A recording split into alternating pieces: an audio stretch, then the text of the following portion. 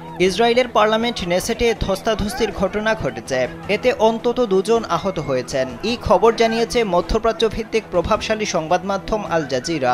প্রতিবেদনে বলা হয়েছে, 2023 সালের 7 অক্টোবর ফিলিস্তিনি যোদ্ধাদের হামলায় যেসব ইসরায়েলি আহত, নিহত এবং অপহৃত হয়েছিলেন তাদের পরিবারের সদস্যদের এক ছাতার নিচে নিয়ে এসেছিল অক্টোবর কাউন্সিল নামের একটি এনজিও। এই এনজিওতে নথিভুক্ত পরিবারের সংখ্যা 1500। সোমবার নেসেট অধিবেশনে ইসরায়েলের প্রধানমন্ত্রী বেনিয়ামিন নেতানিয়াহুর বক্তব্য দেওয়ার কথা ছিল। তার বক্তব্যের আগে অধিবেশনে উপস্থিত থাকার অনুমতি চেয়ে স্পিকার আমির ওহানা বরাবর চিঠি দিয়েছিল অক্টোবর কাউন্সিল। সেই অনুযায়ী নির্দিষ্ট সময়ে অক্টোবর কাউন্সিলের বেশ কয়েকজন সদস্য নেসেট ভবনে হাজির হয়ে অধিবেশনে প্রবেশ করতে চান। ভিশনের ফুলঝুরি মেগা অফারে ফ্রিজ কিনলেই পাচ্ছেন 16 পিসের আকর্ষণীয় গিফট বক্স একদম ফ্রি।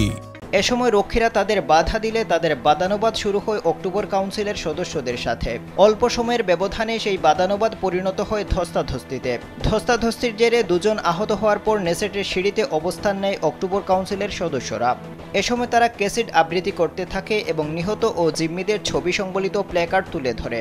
কিছু সময় এই পরিস্থিতি চলার পর নেসেট অধিবেশনে প্রবেশের অনুমতি দেওয়া হয় অক্টোবর কাউন্সিলের সদস্যদের। অনুমতি পাওয়ার পর তারা প্রবেশ করেন এবং নেতানিয়াহুর বক্তব্যের সময় তারা নেতানিয়াহুকে পৃষ্ঠ প্রদর্শন করে।